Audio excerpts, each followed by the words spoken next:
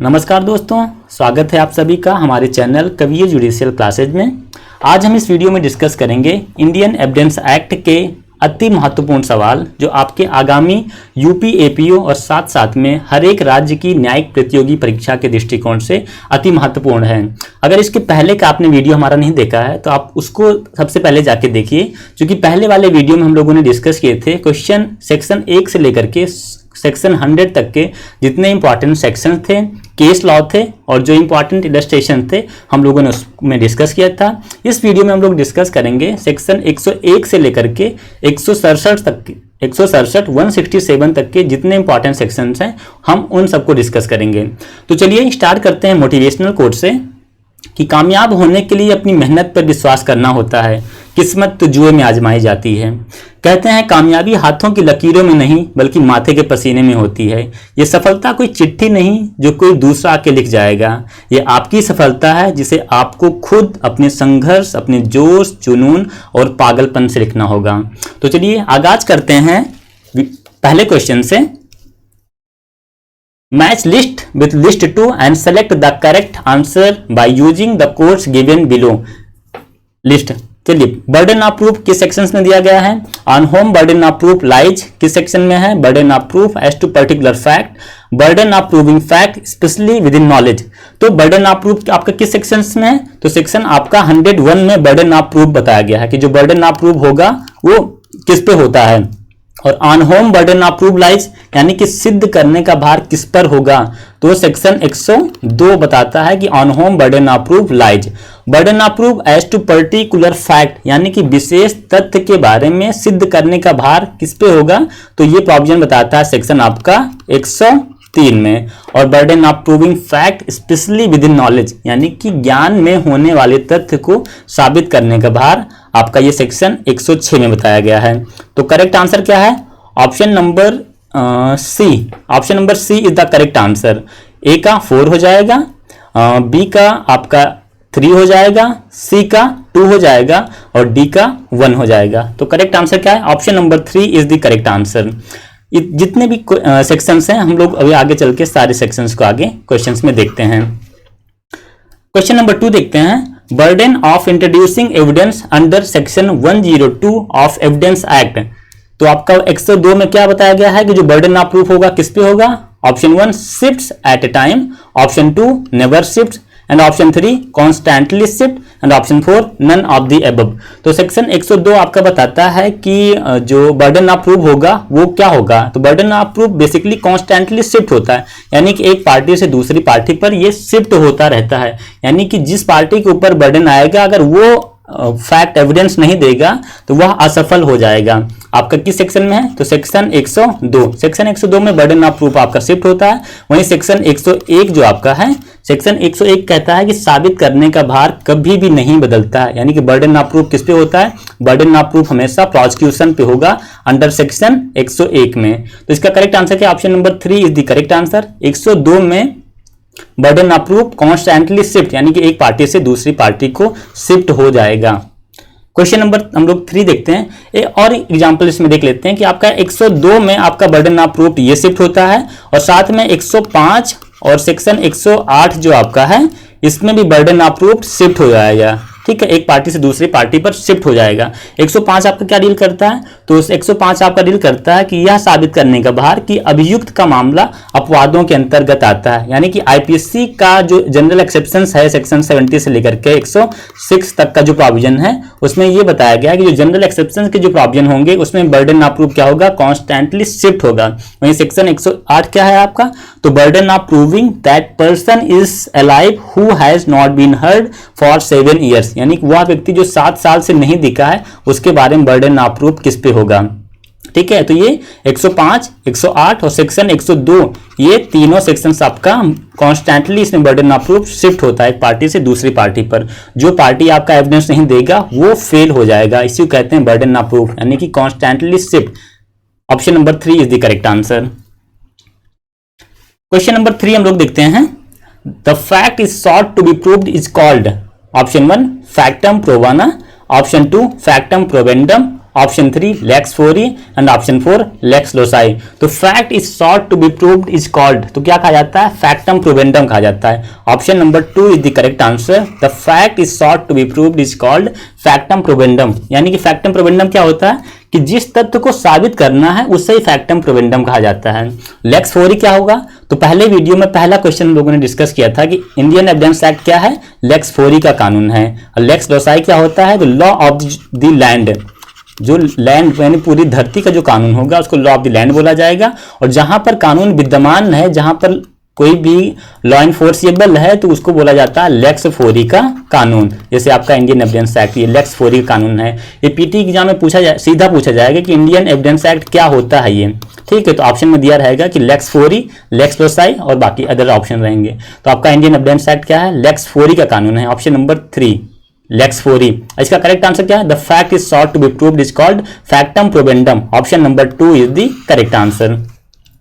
Question number 4 हम लोग देखते हैं, on whom burden of proof lies in criminal case, यानी कि क्रिमिनल केस में बर्डन ऑफ प्रूफ किस पे होगा, एक्यूज पर होगा, प्रोसिक्यूशन पर होगा, dependent on the discretion of the court, and option 4 dependent on the facts and circumstances of the case. यानी कि बर्डन ऑफ प्रूफ किस पे होगा, तो बर्डन ऑफ प्रूफ हमेशा किस पे होता है, प्रोसिक्यूशन पे होगा। और ये किस सेक्शन बताया गया है, तो आपका सेक्शन 101 एकदम क्लियरली कहता है कि जो बर्डन ऑफ प्रूफ होगा वो प्रोसिक्यूशन पे होगा, ठीक है।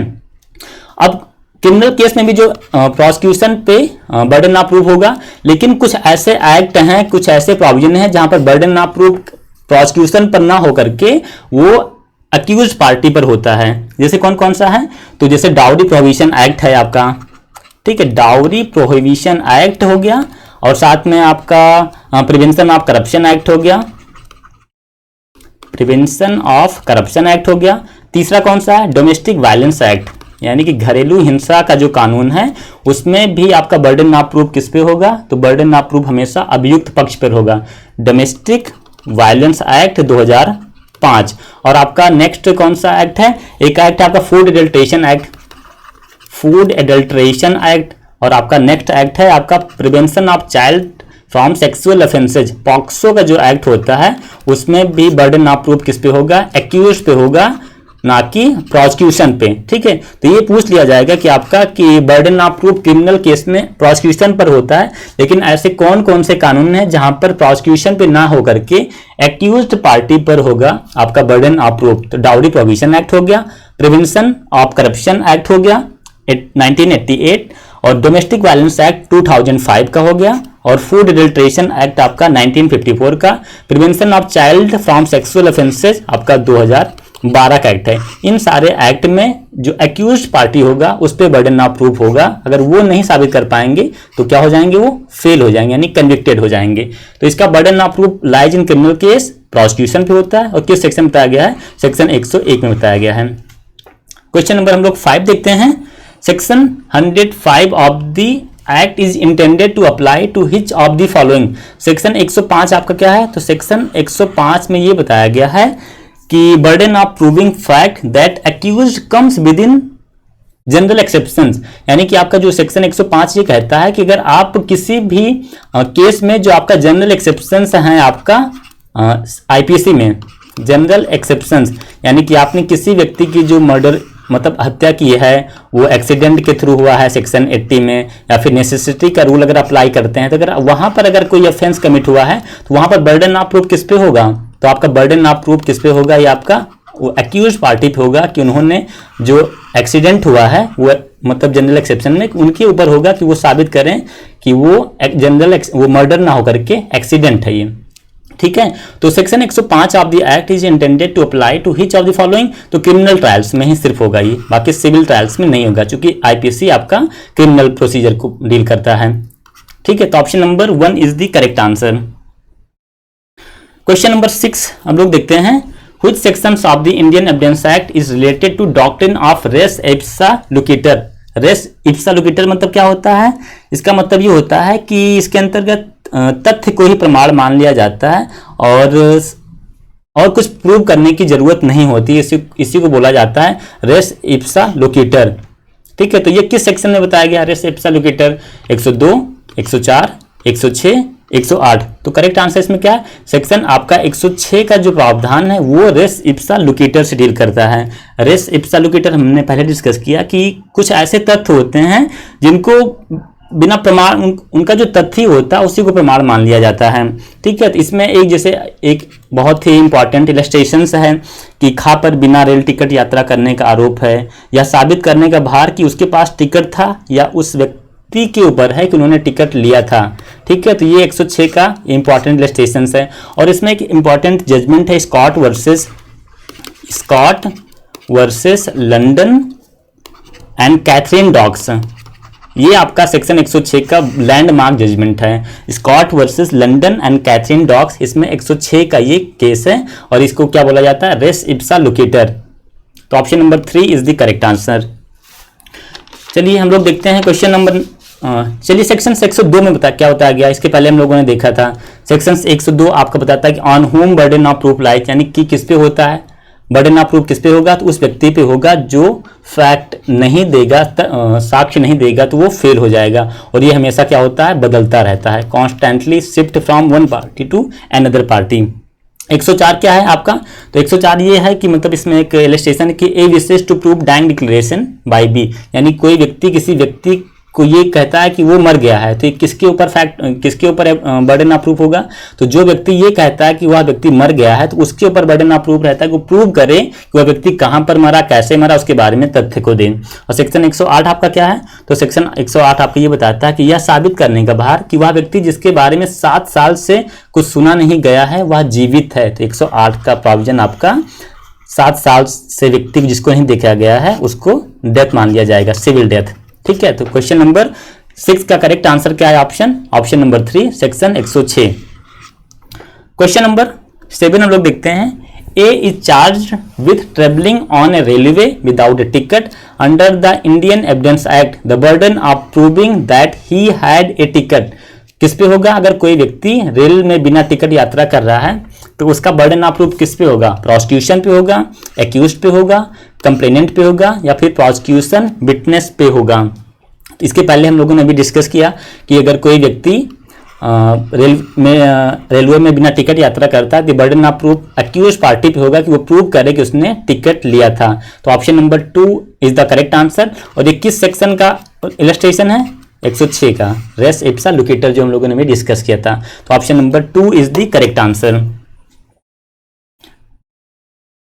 क्वेश्चन नंबर 8 हम लोग देखते हैं, the presumption of continuance of life is contained in, तो presumption of continuance of life किस पे है, किस सेक्शन में बताया गया है, तो option number 2 is the correct answer. Section 107 में यह बताया गया है कि उस व्यक्ति की मृत्यु साबित करने का भार जिसका 30 वर्ष के भीतर जीवित होना ज्ञात है।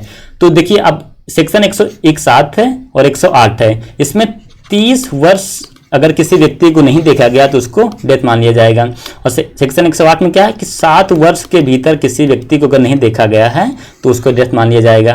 तो अगर आपको याद करना है कि ये 7 वर्ष सेक्शन 107 में क्या, 108 में क्या है, तो आपको हमेशा इसको उल्टा कर लेना है, इसको अपोजिट कर लेना है। 107 आपका क्या है, 107 में आपको ये मान लेना है कि 7 वर्ष का प्रोविजन 107 में नहीं है, वो 108 में है। जो 108 में होगा वो आपका क्या होगा, वो 30 वर्ष का प्रोविजन आपका किस में मिल जाएगा, आपका सेक्शन 107 मिल जाएगा। 108 क्या होगा आपका, 7 वर्ष का। ठीक है, तो करेक्ट आंसर क्या, option number 2 is the correct answer. The presumption of continuance of life is contained in section 107 में है। ठीक है, 108 क्या हो गया, हम लोगों ने डिस्कस किया अभी। ठीक है, सेक्शन 109 क्या आपका, सेक्शन 109 आपका डील करता है कि burden of proof as to relations in the cases of partners, landlord and tenants, principal and agent. तो प्रिंसिपल और ओनरशिप के बारे में जो प्रावधान है वो आपका सेक्शन 109 में दिया गया है। ठीक है, 106 हम लोगों ने इसके पहले देखा ही, सेक्शन 106 में आपका प्रिजम्पशन आपका सेक्शन 106 आपका है वही टिकट वाला यात्रा अगर कोई व्यक्ति कर रहा तो ये मान लिया जाएगा कि बर्डन ऑफ प्रूफ उस व्यक्ति पे होगा जो ये कहता है कि हमने टिकट लिया था। चलिए क्वेश्चन नंबर हम लोग 9 देखते हैं, the principal that position is prima facie proof of ownership is contained under which section of the Indian evidence act, section 105, 107, 110 और सेक्शन 109। तो किस सेक्शन में बताया गया है?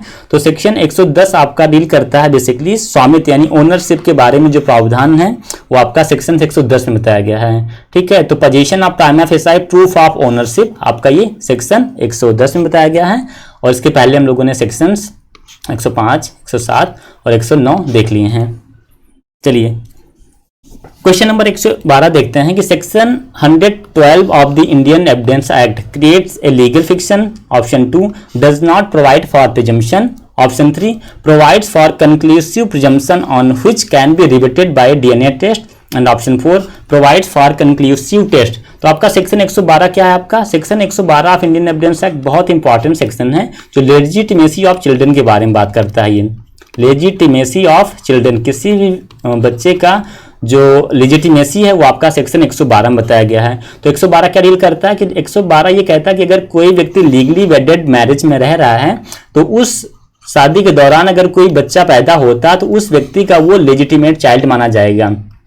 एक्सेप्शन इसके क्या क्या है कि अगर 280 दिन के बाद अगर पैदा होता है तो वो नहीं माना जाएगा, लेकिन शादी अगर डिजॉल्व होती है या डेथ होती है तो उस केस में 280 दिन के अंदर यानी शादी के डिजॉल्व होने के 280 दिन के अंदर में अगर कोई बच्चा पैदा होता है तो उसका लेजिटिमेट फादर वही फादर होगा जिसके दौरान वो शादी के दौरान वह पैदा हुआ था। तो 280 में, या फिर इसका एक्सेप्शन एक बताया गया है कि अगर वहां पर अगर दोनों पार्टी का मतलब मिलना इम्पॉसिबल हो, उस दौरान अगर कंसीवमेंट होता है वहां पर इसको रिबट किया जाएगा। किसके थ्रू रिबट किया जाएगा? डीएनए टेस्ट के द्वारा इसको रिबट किया जा सकता है। तो ये बेसिकली सेक्शन 112 आपका कंक्लूसिव प्रूफ है, बट इसको रिबट किया जा सकता है बाय डीएनए टेस्ट। और ये इसमें इंपॉर्टेंट जजमेंट कौन कौन से हैं? जजमेंट आप लिख लीजिए, सीधा डायरेक्ट क्वेश्चन पूछेगा 112 का कौन सा इंपॉर्टेंट जजमेंट है। तो एक जजमेंट आपका इसमें गौतम कुंडू वर्सेस वेस्ट बंगाल, इसी को डीएनए टेस्ट बोला जाता है, गौतम कुंडू। और दूसरा केस आपका है सेठू वर्सेस पिलानी का केस है, सेठू वर्सेस पिलानी और गौतम कुंडू का जो केस है। ये दो इंपॉर्टेंट लैंडमार्क जजमेंट है आपका सेक्शन 112 से कि आपका जो लेजिटिमेसी ऑफ चाइल्ड है ये कंक्लूसिव प्रूफ है। ठीक है, Gautam Kundu versus West Bengal case है, इसको डीएनए टेस्ट का भी केस बोला जाता है। और आपका है सेठू वर्सेस पिलानी। ये दो इंपॉर्टेंट जजमेंट है आपका सेक्शन 112 में।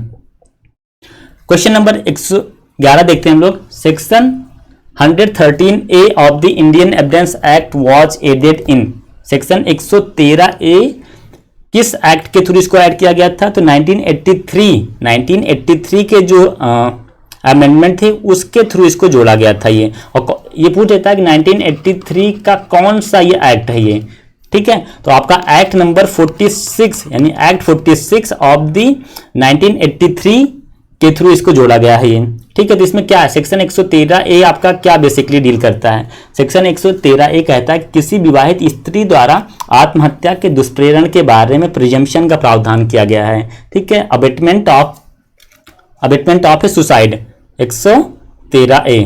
ठीक है, तो इसका करेक्ट आंसर क्या? Option number 2 is the correct answer. और ये कौन सा, ये प्रिजम्पशन में कौन सा? ये मे प्रिज्यूम है। ये सीधा पूछेगा कि 113A में मे प्रिज्यूम है, सेल्फ प्रिज्यूम है या फिर कंक्लूसिव प्रूफ है। तो 112 में आपका कंक्लूसिव प्रूफ है, 113A में आपका मे प्रिजम्पशन का प्रावधान किया गया है, मे प्रिज्यूम। क्वेश्चन नंबर 12 हम लोग देखते हैं। Section 113B presumption of a dowry as to dowry death was added to the Indian evidence Act. यानी कि 113B में डाउरी डेथ का प्रावधान किस अमेंडमेंट के थ्रू इसको जोड़ा गया था? तो 1986 के अमेंडमेंट के थ्रू इसको जोड़ा गया था कि 113B dowry presumption of a dowry death. ठीक है, अगर 7 साल के दौरान किसी भी महिला की आकस्मिक मृत्यु होती है तो वहां पर यह माना जाएगा कि डाउरी डेथ लगी है। ठीक है, दहेज के लिए उसकी मृत्यु कारित की गई है। ये 1986 के द्वारा इसको जोड़ा गया है। वहीं आईपीसी में क्या किस सेक्शन में इसके बारे में बताया गया है? तो आपका सेक्शन 304B आपका डील करता है डाउरी डेथ के बारे में। तो option number 1 is the correct answer. Question number 13 हम लोग देखते हैं। Presumption of fact under Indian evidence act. तो प्रिजम्पशन ऑफ फैक्ट किस पे बेसिस होना चाहिए? Is based on logic, human experience and law of nature. Option number 1 is the correct answer. Question number 14 Which of the following sections was not inserted in the act by the Information Technology Act 2000? यानी कि information technology act के through कौन कौन से Indian evidence Act में amendment हुए थे? 81A हुए थे, 114A हुए थे, 73A हुए थे, 47A। बेसिकली 47A, 73A और आपका 81A, ये तीनों अमेंडमेंट आपका जो हुए थे ये इंफॉर्मेशन टेक्नोलॉजी एक्ट 2000 के थ्रू हुए थे। बाकी 114A आपका ये IT एक्ट के थ्रू नहीं हुए थे। तो option number B is the correct answer. 114A आपका क्या है? तो आपका 114A ये बताता है कि अगर किसी महिला के अगेंस्ट में लैंगिक हमला हुआ है तो वहां पर कंसेंट ना होना एक प्रिजम्पशन में प्रिज्यूम माना जाएगा, यानी कि उसने प्रिजम्पशन नहीं, वो कंसेंट उसने अपना नहीं दिया है, ये में प्रिज्यूम किया जाएगा। ठीक है, कोर्ट ये मानेगी कि किसी महिला के खिलाफ में अगर रेप केसेस कमिट हुए हैं तो वहां पर ये माना जाएगा कि उस महिला ने अपना कंसेंट नहीं जाहिर किया है। ऑप्शन नंबर 2 114A में। ठीक है, चलिए क्वेश्चन नंबर 15 देखते हैं। By which amendment section 114A was inserted in the Indian Evidence Act? किस अमेंडमेंट के थ्रू, इसके पहले हम लोगों ने डिस्कस किया कि 114A में क्या है, ठीक है, और ये किस अमेंडमेंट के थ्रू इसको ऐड किया गया था? तो आपका क्रिमिनल लॉ अमेंडमेंट एक्ट 1983 1983 के अमेंडमेंट के थ्रू सेक्शन 114A जोड़ा गया था। और इसके ये Tukaram versus State of Maharashtra का एक सुप्रीम कोर्ट का जजमेंट था। इसी जजमेंट को इन्फोर्सेबल कराने के लिए, तुकाराम जजमेंट को इन्फोर्सेबल कराने के लिए क्रिमिनल लॉ अमेंडमेंट एक्ट 1983 में सेक्शन 114A जोड़ा गया था। 114 हम लोग एक बार फिर से देख लेते हैं इसमें क्या प्रावधान है। तो 114A कहता है किसी महिला के अगेंस्ट में अगर सेक्सुअल ऑफेंसेस का कोई केस आता है, उस लड़की ने ये कहा कि इसमें मैंने कंसेंट नहीं दिया है, तो कोर्ट ये प्रिज्यूम करके चलेगा, यानी कोर्ट में presume that the girl has not consented, यानी कि उस लड़की ने अपना कंसेंट नहीं दिया है, ये कोर्ट प्रिज्यूम करके चलेगा। बर्डन ऑफ प्रूफ अक्यूज के ऊपर होगा कि वो उसको प्रूव करे कि कंसेंट उसने दिया है या नहीं दिया है। Option number 3 is the correct answer. Criminal law amendment act 1983 में सेक्शन 114A को जोड़ा गया है और इसमें इंपॉर्टेंट जजमेंट क्या था? Tukaram versus State of Maharashtra को इन्फोर्सेबल कराने के लिए इसमें इसके थ्रू ये अमेंडमेंट ऐड किया गया था। एक इसमें फगुनी भाई वर्सेस स्टेट ऑफ उड़ीसा का इंपॉर्टेंट केस है, फगुनी भाई स्टेट ऑफ उड़ीसा। ठीक है, इस जजमेंट, ये भी एक लैंडमार्क जजमेंट आपका, ये सेक्शन 14A का। क्वेश्चन नंबर 16 देखते हैं। In a case where a doctor commits rape on a women of 30 years of age under his treatment and the women says that she did not consent, the court, अगर कोई महिला किसी doctor के ऊपर अगर rape allegations लगाती है और वो कहती है कि सी डिड नॉट कंसेंट, यानी कि उसने अपना कंसेंट नहीं दिया, तो कोर्ट क्या करेगा? Court option 1 will need proof and option 2 shall presume that she did not consent, option 3 may need corroboration and option 4 may presume और मे नॉट प्रिज्यूम। चलिए, इसके पहले हम लोगों ने भी डिस्कस किया कि शैल नॉट प्रिज्यूम, यानी कि कोर्ट ये मान के चलेगा कि shall presume that she did not consent, यानी कोर्ट ये मानेगा कि उस लड़की ने अपना कंसेंट नहीं दिया है, ये प्राइमा फेसाई प्रिजम्पशन होगा। Option number 2 is the correct answer.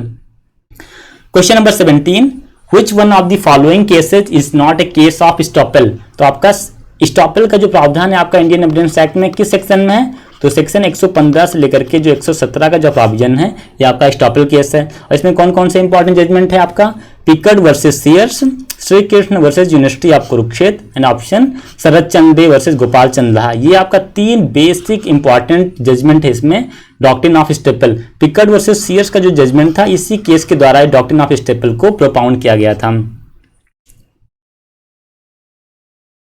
Palvinder Kaur versus State of Punjab का केस कौन सा है? तो Palwinder Kaur versus State of Punjab का जो केस है ये आपका कन्फेशन से रिलेटेड है। और एक इंपॉर्टेंट इसमें जजमेंट है पिकर्ड वर्सेस सीएस, Shri Krishna versus University of Kurukshetra, Sharad चंडे वर्सेस गोपाल चंद्र लाहा, और इसमें एक बालकृष्ण दास वर्सेस लेगे केस है, बालकृष्ण दास वर्सेस लेगे का जो जजमेंट है ये भी आपका स्टॉपल केस है। ये 4 इंपॉर्टेंट जजमेंट आपका है आपका डॉक्ट्रिन ऑफ स्टॉपल से। चलिए क्वेश्चन नंबर हम लोग 18 देखते हैं। The principle of promissory estoppel founds its root, option 1 as an exception to the doctrine of consideration in the law of contract, as a rule of future consideration in the law of contract, Option 3, as a rule of past consideration in the law of contract. And Option 4, none of the above. So the principle of promissory estoppel found its root as an exception to the doctrine of consideration in the law of contract. Option number 1 is the correct answer. Question number 19 हम लोग देखते हैं. Who one of the following is not a competent witness to testify under the Indian Evidence Act? Persons capable of understanding the questions put to them by the court. 2, unchaste women. Option 3, witnesses unable to speak. And Option 4, idiot. तो competent witness कौन कौन से होते हैं? तो person यानी कि option person capable of understanding यानी कि वह व्यक्ति जो कोर्ट के क्वेश्चन को अंडरस्टैंड करने की कैपेबिलिटी रखता है वो कॉम्पिटेंट विटनेस होगा. अनचेस्ट वुमेन भी होगी. विटनेसेज अनएबल टू स्पीक आपका सेक्शन 119 है ये. बाकी इडियट ये आपका कॉम्पिटेंट विटनेस नहीं माना जाएगा. Option number 4 is the correct answer. Section 118 आपका डील करता है कि हु में बी टेस्टिफाई यानी किसको टेस्टिफाई किया जा सकता है यानी साक्ष्य कौन दे सकेगा. ऑप्शन नंबर इसमें इडियट पर्सन साक्ष्य नहीं दे सकेगा. बाकी person capable of understanding the question put to them by the court कर सकेगा. अनचेस्ट वुमेन भी कर सकती है और विटनेसेज अनएबल टू स्पीक ये तीनों कर सकते हैं. वहीं इडियट पर्सन नहीं दे सकता है. Question number 20, who among the following are competent witness? इनमें से कौन कॉम्पिटेंट विटनेस है? Option 1, chance witnesses, victims of rape, related witnesses, all of the above. तो करेक्ट आंसर क्या? All of the above. Question number 21, a witnesses who is unable to speak gives his evidence in writing in the open court. Evidence so given shall be deemed to be. अगर कोई व्यक्ति बोलने में असक्षम है और वो राइटिंग में अपना एविडेंस देता है, अपना विटनेसेस अपनी गवाही देता है तो उसको क्या बोला जाएगा? तो उसको ओरल एविडेंस बोला जाएगा. और 21 सेक्शन के थ्रू इसको डील किया गया. तो सेक्शन 119 आपका डील करता है कि a person who is unable to speak gives his evidence in writing in the open court. Evidence so given shall be deemed to be oral evidence. उसको ओरल एविडेंस माना जाएगा. Option number 4 is the correct answer. Question number 22, in what kind of proceedings a wife is a competent witness? In civil proceeding, criminal proceeding, she cannot be a witness both in civil and criminal. तो आपका wife यानी कि जो husband and wife होंगे वो क्या होंगे? Competent witness होंगे. वो सिविल और एज वेल क्रिमिनल केसेज. आपका सेक्शन 120 में आपका ये प्रोविजन बताया गया कि जो हस्बैंड एंड वाइफ होंगे ये कॉम्पिटेंट विटनेस होंगे सिविल और क्रिमिनल प्रोसीडिंग्स में. Question number 23, in which sections of the Indian Evidence Act removes the bar of doctrine that husband and wife are person in law? तो अभी इसके पहले हम लोगों ने डिस्कस किया कि सेक्शन 120 आपका ये बताता है कि जो हस्बैंड एंड वाइफ होंगे वो एक दूसरे के खिलाफ में या किसी भी थर्ड पार्टी के अगेंस्ट में भी वो कॉम्पिटेंट विटनेस माने जाएंगे. Option number 3 is the correct answer.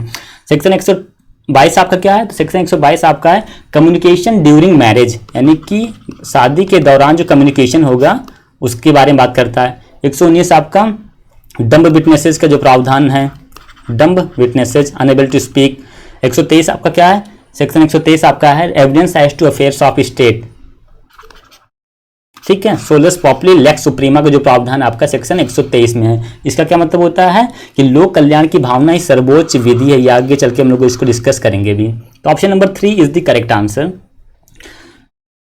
Under Indian evidence act 1872 which among the following does not come under the category of privileged communication? तो privileged communication की कैटेगरी में कौन नहीं आएगा? communication made during marriage, communication made by witnesses who is unable to communicate verbally. तो आपका ये section 109 में है.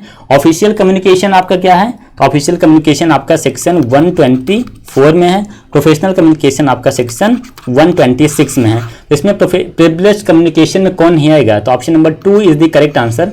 Communication made by witnesses who is unable to communicate verbally. तो बेसिकली आपका जो प्रिविलेज्ड कम्युनिकेशन का प्रावधान है आपका सेक्शन 121 से लेकर के 129 तक का है. बाकी आपका ये आपका कम्युनिकेशन मेड बाय विटनेसेज ये आपका ये प्रिविलेज कम्युनिकेशन में नहीं आएगा. कम्युनिकेशन में ड्यूरिंग मैरिज आपका ये किस सेक्शन में है? तो सेक्शन 122 में है ये. ऑफिशियल कम्युनिकेशन 124 में. प्रोफेशनल कम्युनिकेशन आपका प्रोटेक्टेड होगा ये 126 में as a privilege communication. Assertion A, writes to his wife C a letter which contains defamatory matters about D. C cannot be compelled to disclose this communication. Any communication, reason क्या है, any communication made during subsistence of marriage by husband to his wife और vice versa is a protected as a privilege communication. अगर कोई wife husband के बीच में कोई statement है तो वो क्या प्रोफेशनल प्रिविलेज कम्युनिकेशन माना जाएगा। तो option number 1 is the correct answer. वो कम्युनिकेशन डिस्क्लोज करने के लिए वो बाध्य भी नहीं होगी और ये एक प्रिविलेज कम्युनिकेशन इसको माना जाएगा। तो option number 1 is the correct answer. Both A and R is the correct answer and R is the true explanation of A. तो ये आपका किस सेक्शन के थ्रू एक प्रोटेक्टेड है, आपका सेक्शन 120 के थ्रू इसको प्रोटेक्ट किया गया है ये प्रिविलेज कम्युनिकेशन में। Question number 26, under evidence act 1872 the maxim salus populi suprema lex is related to. इसके पहले भी हम लोगों ने डिस्कस किया। Option number 121, 122, 123 and 124। तो सेक्शन 123 आपका क्या है, आपका सोलस पॉपुली लेक्स सुप्रीमा। तो इसका क्या मतलब होता है कि लोक कल्याण की जो भावना होती है उसको सर्वोच्च विधि माना जाएगा। ठीक है, सीधा आपका ये प्रिजम्पशन लैटिन मैगजीन दे दिया जाएगा कि सोलस पॉपुलर सुप्रीमा लेक्स किस सेक्शन के द्वारा इसको प्रोटेक्ट किया गया है। तो सेक्शन 123 के द्वारा इसको बताया गया है, 123।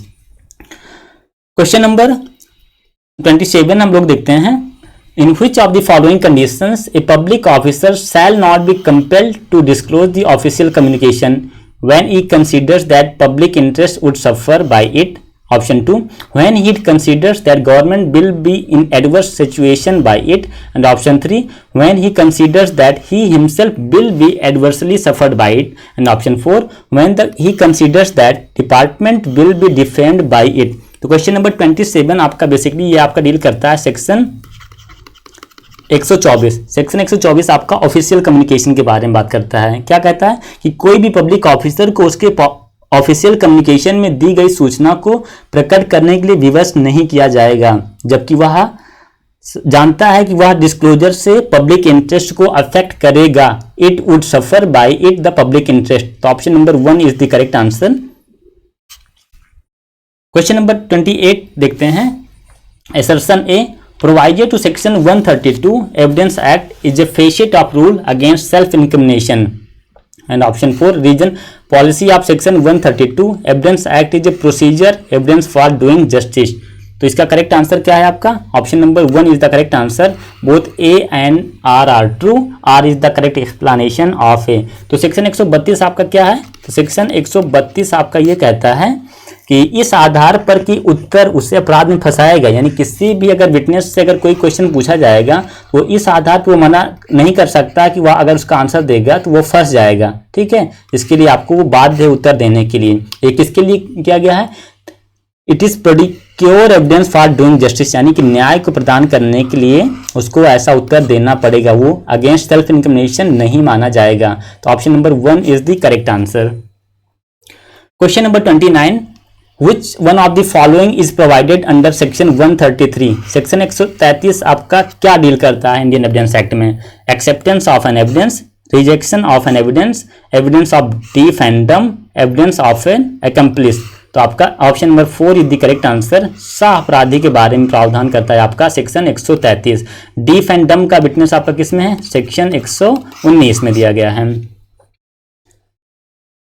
Who among the following is an accomplice? कौन एक्म्प्लिस यानी कौन सा अपराधी होता है, a spy, a person giving the bribe under coercion, a raped girl, a prostitute. तो करेक्ट आंसर क्या है, ये जो प्रोस्टिट्यूट होती हैं वेश्यावृत्ति करने वाली महिलाएं वो एक्म्प्लिस विटनेस मानी जाएंगी। Option number 4 is the correct answer, accomplice accused. ठीक है, ऑप्शन नंबर 4। और कौन कौन से हैं, जैसे कि जो ब्राइब गिवर होते हैं ये भी एक्म्प्लिस माने जाएंगे, यानी कि जो रिश्वत देते हैं वो भी एक्म्प्लिस होंगे। प्रोस्टिट्यूट होती हैं, a person receiving stolen property, यानी कि चोरी की संपत्ति कोई अगर खरीदता है या फिर प्राप्ता है उसको भी एक्म्प्लिस माना जाएगा। बाकी जो स्पाई हो गए, जासूस हो गए, a person giving the bribe under coercion, ये क्वार्सन है। बाकी अगर नॉर्मली होगा तो वो पर्सन क्या होगा, एक्म्प्लिस होगा। और ए रेप्ड गर्ल जिसको प्रोस्टिट्यूट्रिक्स भी बोला जाता है ये भी आपका एक्म्प्लिस नहीं माने जाएंगे। Question number 31, an approver's evidence, जो अप्रूवर के जो एविडेंस होंगे must be reliable, must be corroborated, must be reliable and preferably corroborated, is not admissible. तो करेक्ट आंसर क्या है आपका, इसमें मस्ट भी यानी कि जो अप्रूवर का एविडेंस होगा वो उसको रिलायबल माना जाएगा, बट उसको कोरैबोरेट करना जरूरी है। ठीक है, तो option number 2 is the correct answer. एक इंपॉर्टेंट इसमें एक जजमेंट है कि Rameshwar versus state of Rajasthan, Rameshwar versus state of Rajasthan के इसमें यह बताया गया कि जो अप्रूवर एविडेंस का जो साक्ष्य होगा वो विश्वसनीय अवश्य होना चाहिए, लेकिन हर मामले में इसका कोरैबोरेशन आवश्यक नहीं है। ठीक है, जो अप्रूवर एविडेंस होगा उसको एक रिलायबल एविडेंस माना जाएगा, लेकिन हर एविडेंस का उसका कोरैबोरेशन जरूरी नहीं है। लेकिन बेसिकली जनरल रूल ये है कि अप्रूवर एविडेंस का कोरैबोरेशन होना जरूरी होता है। Option number 2 is the correct answer, it must be corroborated. Question number 32, in which section of the Indian Evidence Act provides that evidence shall be weighed and not counted, यानी कि evidence को तौला जाए ना कि गिना जाए। तो किस सेक्शन में, 132, 134, 130, 131। तो option number 2 is the correct answer. Section 134 में बताया गया है कि evidence must be weighed and not be counted. Option number 2। Question number 33, relevancy and admissibility under evidence act are. तो रेलिवेंसी और जो एडमिसिबिलिटी होगा क्या होता है वो, neither synonymous nor coextensive, coextensive and option 4 synonymous and coextensive. तो correct answer क्या है आपका, relevancy and admissibility are कोएक्सटेंसिव evidence. Option number 3 is the correct answer. No, relevancy and admissibility under evidence act are synonymous. क्या होगा इसमें, option number 2 neither synonymous nor coextensive, ये आपका correct answer होगा। Option number 2 is the correct answer. जो relevancy और admissibility होंगे वो ना सिनोनिमस होते हैं ना फिर कोएक्सटेंसिव होते हैं। Option number 2 is the correct answer. Question number 34 हम लोग देखते हैं, the object of cross examination is. तो क्रॉस एग्जामिनेशन का ऑब्जेक्ट क्या होता है, to examine the intelligence of the witnesses, to examine the impartiality of the witnesses, to examine the credibility of the witnesses, and option 4 to examine the good character of the witnesses। तो correct answer क्या है, the object of cross examination क्या होगा, to examine the credibility of the witnesses। Option number 3 is the correct answer। Basically section आपका 137 ये बताता है कि एग्जामिनेशन इन चीफ क्या होगा, क्रॉस एग्जामिनेशन क्या होगा, री एग्जामिनेशन क्या होगा। तो इसमें तीनों एग्जामिनेशन के बारे में बात किया गया है। वही सेक्शन 138 में आपका ऑर्डर ऑफ एग्जामिनेशन बताया गया है, यानी कि सबसे पहले कौन सा होगा, एग्जामिनेशन चीफ होता है, उसके बाद फिर क्रॉस एग्जामिनेशन होता है, उसके बाद री एग्जामिनेशन होता है। ये आपका ऑर्डर है। एग्जामिनेशन इन चीफ क्या होता है कि जो व्यक्ति साक्षी को पहले बुलाता है, यानी कि जो पार्टी पहले विटनेसेस को बुलाता है तो उसका जो एग्जामिनेशन होता है उसको एग्जामिनेशन इन चीफ बोला जाता है। और क्रॉस एग्जामिनेशन क्या होता है, जब एग्जामिनेशन इन चीफ पार्टी के द्वारा कर लिया जाता है जो उसको बुलाता है, उसके बाद जो उसका क्रॉस एग्जामिन किया जाएगा जिस पार्टी के द्वारा, उसको क्रॉस एग्जामिनेशन बोला जाएगा। अब क्रॉस एग्जामिनेशन होने के बाद उस पार्टी का री एग्जामिन किया जाएगा। और री एग्जामिन कौन करेगा, री एग्जामिन हमेशा जो एग्जामिनेशन इन चीफ किया रहता है, यानी कि जो पार्टी अपने विटनेसेस को बुलाती है उसी को उसको री एग्जामिन करेगी, लेकिन उसको क्या करेगी, क्रॉस एग्जामिनेशन की बात करेगी। ठीक है, तो अब ये बात समझ में, the object of examination cross examination is to examine the intelligence of the witnesses नहीं होगा, to examine the credibility of the witnesses, यानी कि उसकी क्रेडिबिलिटी को चेक करने के लिए उसको एग्जामिन किया जाएगा।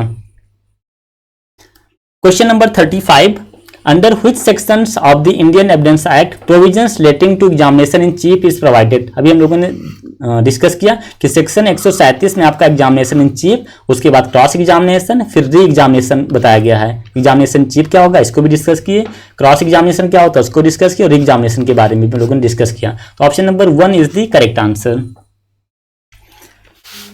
Question number 36, examination after the cross examination of a witnesses by the party who has called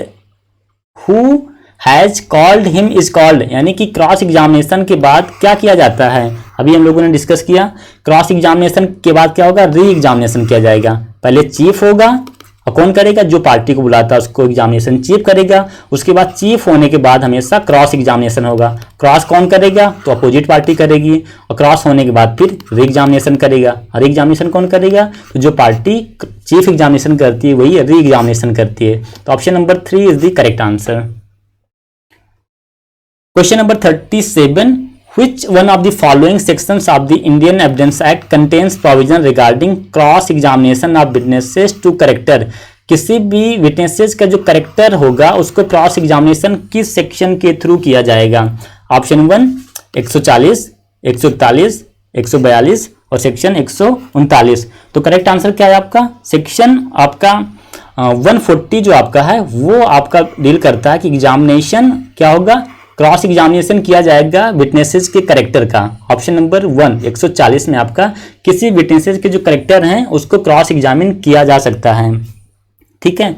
और आपका सेक्शन 141 क्या है आपका? तो सेक्शन 141 आपका लीडिंग क्वेश्चंस के बारे में डील करता है। लीडिंग क्वेश्चन क्या होते हैं कि कोई प्रश्न जो उसका उत्तर को सुझाता है उसे पूछने वाला व्यक्ति पाना चाहता है या पाने की इच्छा रखता है, उसे सूचक प्रश्न या फिर लीडिंग क्वेश्चन कहा जाता है, ठीक है।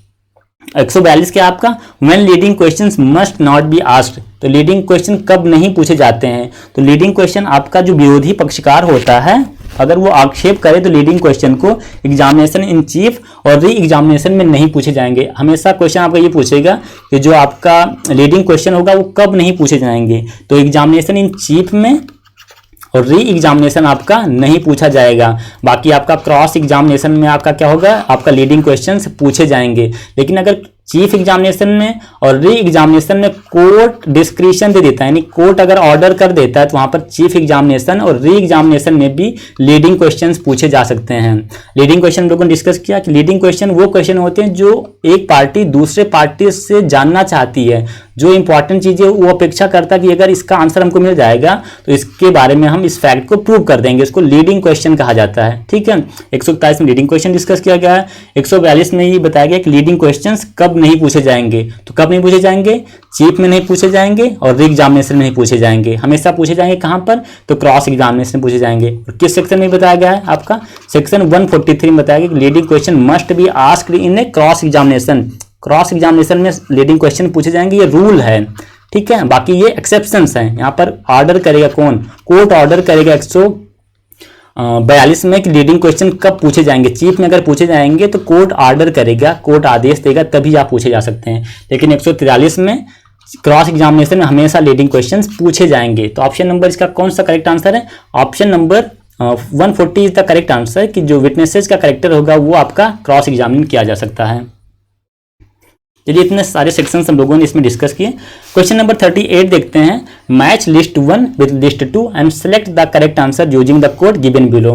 तो रिफ्रेशिंग द मेमोरीज आपका किस सेक्शन में है? आपका सेक्शन आपका 159 में रिफ्रेशिंग मेमोरी का प्रावधान किया गया है। डाइंग डिक्लेरेशन आपका सेक्शन 32(1) में बताया गया है। लीडिंग क्वेश्चन लोगों ने डिस्कस किया 141 में है और हॉस्टाइल विटनेसेस का प्रावधान आपका सेक्शन 154 में है। तो क्वेश्चन नंबर 38 का करेक्ट आंसर क्या होगा? Option number 1 is the correct answer.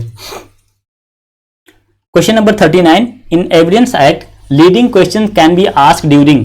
हम लोगों ने प्रीवियस क्वेश्चन में देखा कि लीडिंग क्वेश्चन कहां पर पूछे जाएंगे, तो लीडिंग क्वेश्चंस हमेशा पूछे जाते हैं आपका क्रॉस एग्जामिनेशन में। और किस सेक्शन में बताया गया है? तो आपका सेक्शन 143 ये बताता है लीडिंग क्वेश्चन हमेशा क्रॉस एग्जामिनेशन में पूछे जा सकते हैं।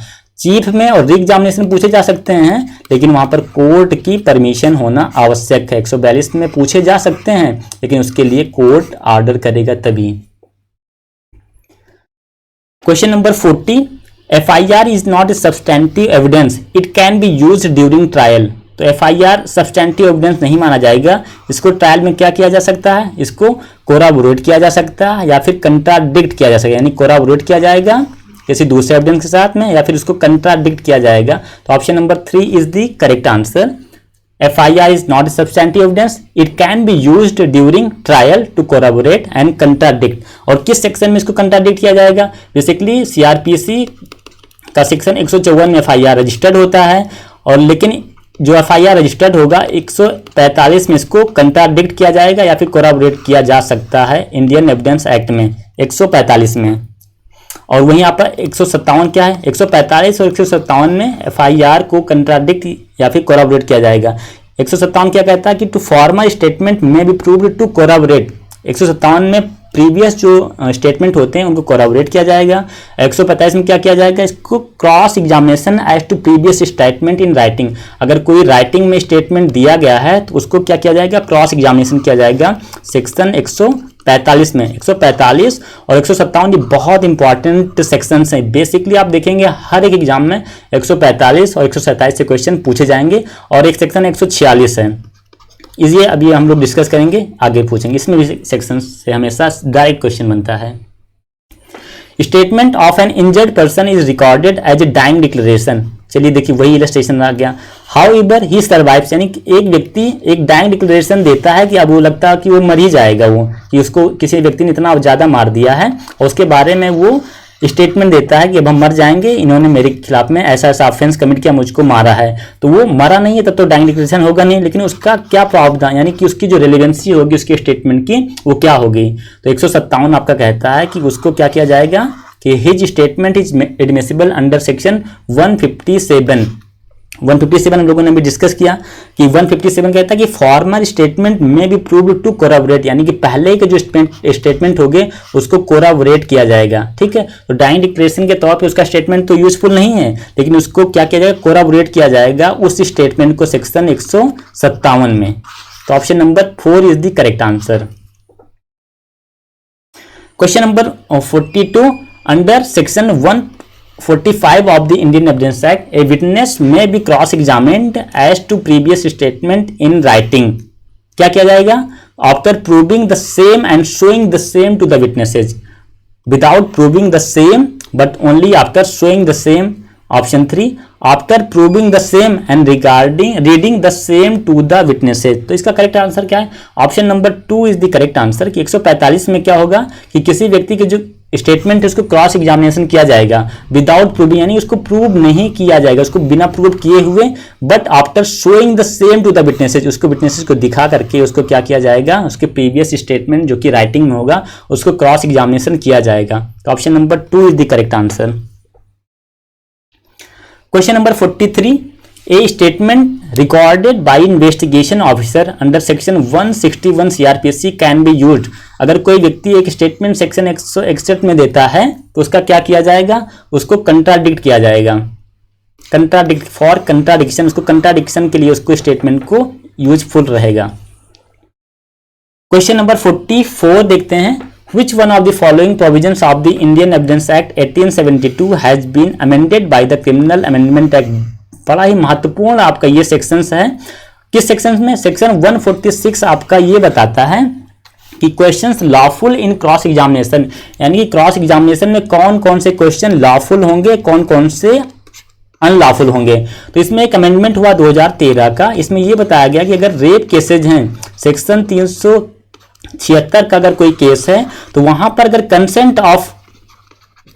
अगर क्वेश्चन कंसेंट ऑफ क्वालिटी का क्वेश्चन है, यानी कि उस लड़की ने अपना कंसेंट दिया था या नहीं दिया था, अगर उसके बारे में कोई क्वेश्चन जनरेट होता है वहां पर, तो वहां पर जनरल इमोरल के कैरेक्टर के क्वेश्चन नहीं पूछे जाएंगे।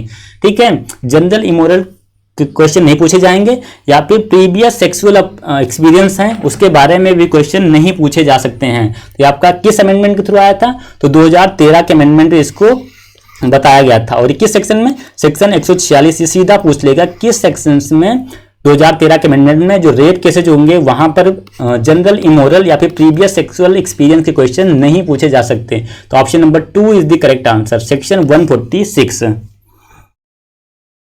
चलिए क्वेश्चन नंबर 45 हम लोग देखते हैं। Under proviso of section 146(3) of the Indian evidence act in a prosecution for rape in her cross examination the prosecutrix can be put, चलिए वही वाला क्वेश्चन आ गया, can be put questions as to her general immoral character with the permission of the court, can be put questions, cannot be put question हम लोगों ने discuss किया, cannot be put यानी क्वेश्चन नहीं किए जा सकते हैं her general immoral character question. तो option number 3 is the correct answer.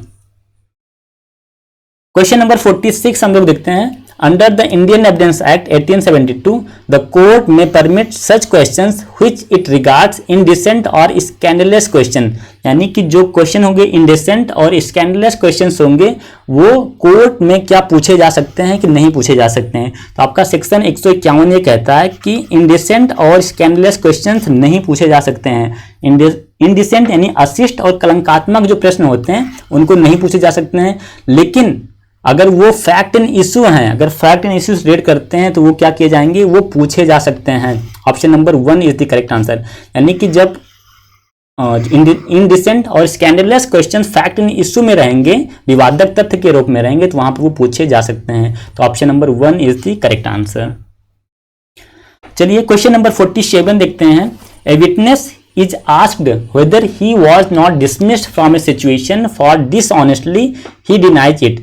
Evidence is allowed to show that he was dismissed for dishonestly. The evidence is, अगर कोई व्यक्ति अगर किसी पद से अगर इस आधार पे उसको डिसऑनेस्ट यानी बेईमानी के पद के द्वारा उसको अगर हटाया गया है, अगर उससे यह सवाल पूछा जाता है, अगर उसको कहता है कि नहीं इसके थ्रू वहां से डिसमिस नहीं किया गया, तो ऐसे एविडेंस स्टेटमेंट को क्या एडमिसिबल माना जाएगा? तो option number 1 is the correct answer कि नॉट एडमिसिबल, वो एडमिसिबल नहीं माना जाएगा। ये किस सेक्शन में है? तो आपका सेक्शन 153 का इलस्ट्रेशन आपका 2 आपका ये बताता है कि वो रेलिवेंट नहीं होगा, यानी कि एडमिसिबल नहीं होगा। 153 क्या है आपका? The exclusion of evidence to contradict answer to questions testing veracity. तो option number 1 is the correct answer. Question number 48, in which of the following cases the Supreme Court observed that if a witness become hostile to subvert the judicial process, the court shall not stand as a mute spectator and every effort should be made to bring home the truth। किस case में ये बताया गया कि यदि न्यायिक प्रक्रिया को पलटने के लिए साक्षी हॉस्टाइल विटनेस बन जाता है तो न्यायालय मूक दर्शक की तरह खड़ा नहीं होगा, बल्कि सत्य जानने का हर संभव प्रयास करेगा। तो किस केस में बताया गया था? Surjit Sarkar versus State of West Bengal case केस था। इसमें सुप्रीम कोर्ट ने ये डिसीजंस दिया था कि गवर्नमेंट मूक स्पेक्टेटर यानी कि मूक दर्शक के तौर पर बनी बैठी नहीं रहेगी। Option number 2 is the correct answer. Question number 49, statement of an injured person is recorded as a dying declaration, however if he survives his statement is admissible under Indian Evidence Act। ये हम लोगों ने इसके पहले भी questions को discuss किया है। चलिए आप लोग कमेंट करके बताइए कि किस सेक्शन के थ्रू ये रेलिवेंट होगा, किस सेक्शन के थ्रू इस स्टेटमेंट को एडमिसिबल माना जाएगा। सेक्शन 32(1) में या फिर 85 में, 144, 157। कमेंट बॉक्स में कमेंट करके बताइएगा। Question number 50, under which sections of the Indian Evidence Act a judge is empowered to ask any question relevant or irrelevant to a witness or a party to a suit। चलिए last question इस section इस video का बेहद महत्वपूर्ण है कि किस section को ये जज को एक पावर देता है, स्पेशल पावर देता है कि ड्यूरिंग ट्रायल कभी भी कोई भी क्वेश्चन पूछ सकता है, कोई भी डॉक्यूमेंट, कोई भी एविडेंस मंगवा सकता है। तो किस सेक्शन के थ्रू ये पावर दिया गया है? तो सेक्शन 165 में ये पावर दिया गया है कि ए जज is empowered to ask any questions relevant और रिलेवेंट टू विटनेसेस और a party to a suit. Option number 2 is the correct answer. चलिए इस तरह हम लोगों ने 50 क्वेश्चंस कंप्लीट कर लिए इस वीडियो में। आशा करता हूं कि आपका पहला वीडियो और सेकंड वीडियो, इन दोनों क्वेश्चंस 100 क्वेश्चंस हम लोगों ने basically on screen 100 question discuss किए, लेकिन 100 क्वेश्चन से ज़्यादा हर एक क्वेश्चन को हम लोगों ने डिस्कस किया, तो लगभग काफ़ी क्वेश्चंस बन जाते हैं। और जहां तक मेरा ओपिनियन है, प्रिजम्पशन ये है कि आपके जितने क्वेश्चंस होंगे, एक भी क्वेश्चंस आपका एपीओ में या फिर किसी भी जुडिशरी एग्जाम में इससे बाहर लगभग नहीं जाने वाले हैं। करीब 80% क्वेश्चंस आपको इन्हीं 2 वीडियो से मिल जाएगा। ठीक है, तो चलिए thank you so much. Next video हम लोग लेके आएंगे सीआरपीएससी और एविडेंस का, जो आपके एपीओ के लिए अति महत्वपूर्ण होंगे। Thank you so much.